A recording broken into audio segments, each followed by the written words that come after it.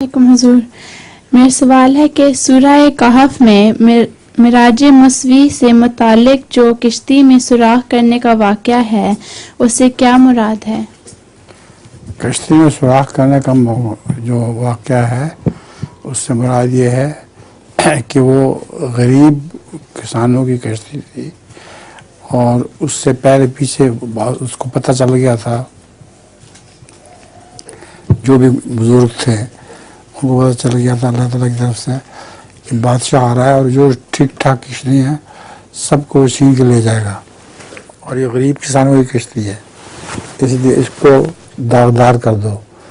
اس میں انہوں نے سوراخ کر دیا، جس کے نتیجے میں کشتی میں سے پانی آنے لگ گیا اور وہ ناکارہ سی ہو گئی۔ تو بادشاہ نے آ کے جو چیک کیا اس کے فوجیوں نے، تو انہوں نے اس کو ناکارہ کر کے چھوڑ دیا۔